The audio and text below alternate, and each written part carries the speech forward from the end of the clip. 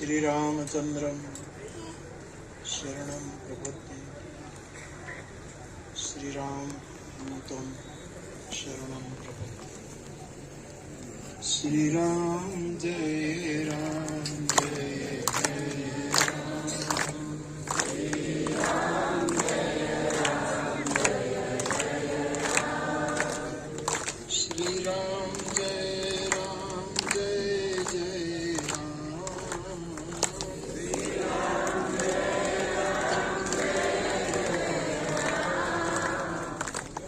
श्रीराम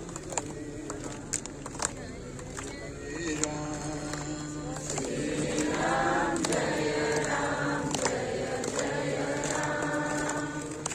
मंगल भवन अमंगल हारी। मंगल भवन अमंगल हारी। द्रवहु सुदशरथ अजिर बिहारी। द्रवहु सुदशरथ अजिर बिहारी। श्री राम जय राम जय जय राम। श्री राम जय राम जय जय राम। जय जय जय हनुमान गोसाई। जय जय जय हनुमान गोसाई। कृपा करो गुरुदेव की नाई। कृपा करो गुरुदेव की नाई। श्री राम जय जय राम। श्री राम जय जय राम। श्री राम जय जय जय राम। श्री राम जय जय राम। श्री राम जय जय राम।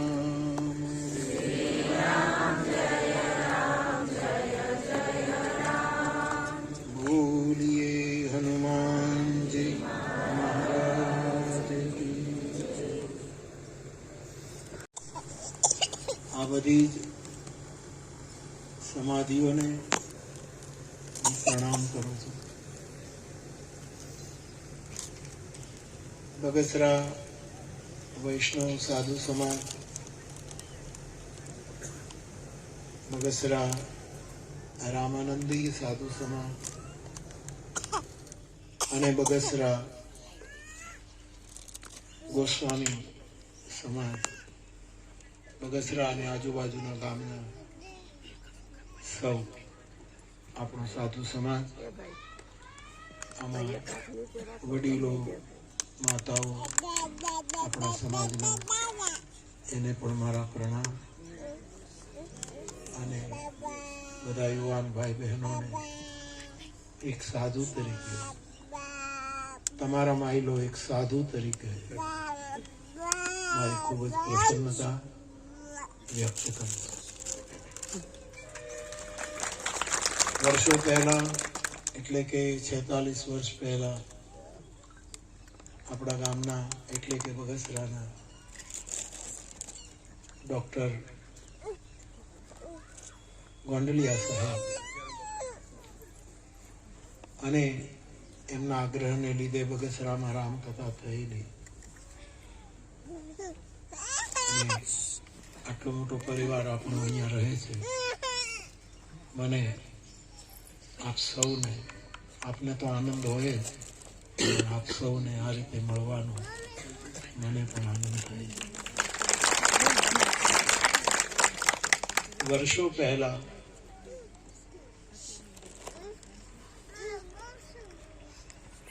રામાનંદી સાધુ પરંપરાના હરિકૃષ્ણ બાપુ જે કેશોદ પાસે રહે, અને એ વખતે કબીર પંથના વિજયદાસજી બાપુ સાહેબ મહંતજી, એમણે ત્રણેય પાંખનું એક સંમેલન સિમરોલી રાખેલું. જુનાગઢ અને કે પહેલાની વચ્ચે સિમરોલી, અને ઘણા વર્ષો થયા.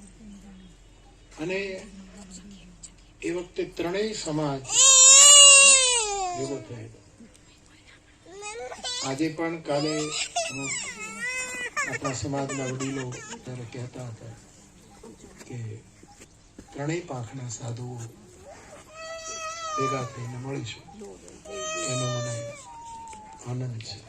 ત્યારે મેં કહેલું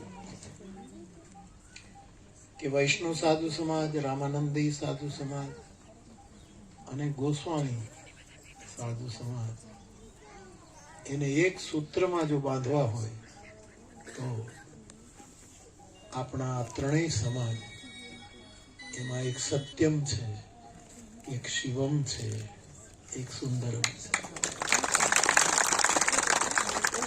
રામાનંદી સમાજ રામ ઉપાસક છે. આપણે બધા જ રામ ઉપાસક છે. અને રામ સત્ય સ્વરૂપ છે. એટલે રામાનંદી સ્વરૂપ સમાજ એ સત્યમ છે. ગોસ્વામી સમાજ એ શિવ ઉપાસક છે. દશનામ એ શિવ ઉપાસક શિવમ છે. અને વૈષ્ણવ સમાજ એ મોટે ભાગે કૃષ્ણ ઉપાસક છે. અને કૃષ્ણ બહુ સુંદર છે. એટલે આ ત્રણેય સમાજ એક સત્યમ છે, એક શિવમ છે, એક સુંદરમ છે. આ સૂત્ર આપણને બધાને બાંધી રાખે. આ સૂત્રમાં આપણા ત્રણેય સમાજના પારા હંમેશા પરોવાયેલા રહે. અને આ એકતા કાયમ રહે એવી હનુમાનજીના ચરણમાં પ્રાર્થના. યુવાનો રામાયણનો પાઠ કરે એવું હું કહ્યા કરું. ગીતાનો પાઠ કરે,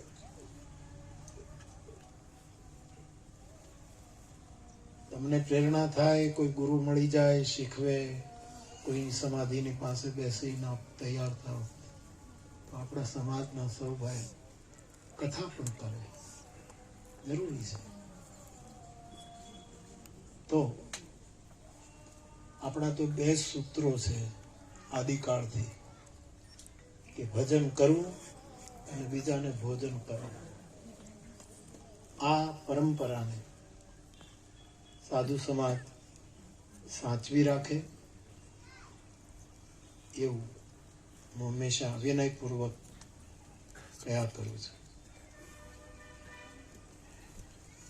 આપને મળીને ખૂબ આનંદ થાય છે. અને રામાનંદી સમાજના કેટલા ઘર? એટલે 80 આસપાસ. ગોસ્વામી સમાજના 33 અને વૈષ્ણવ સમાજના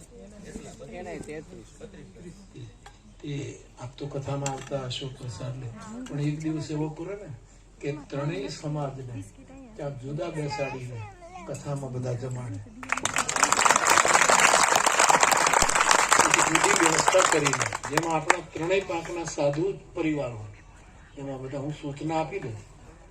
અને શનિવારે બપોરે બધા આપણો સમાજ, ત્રણેય સમાજ પ્રસાદ થોડીક અલગ વ્યવસ્થા કરીશું, એટલે ભીડથી સૌનું સન્માન સચવાય. તો આપ સૌ શનિવારે બપોરે ત્યાં પ્રસાદ લેજો એવી વિનંતી. અને જ્યારે જ્યારે એ બાજુ આવો તો તલગા જડે આવતા રહેતા.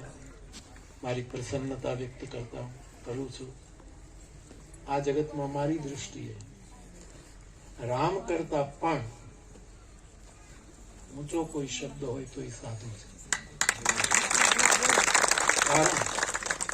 કારણ ભગવાને એમ કહ્યું છે શબરીની પાસે કે એને હું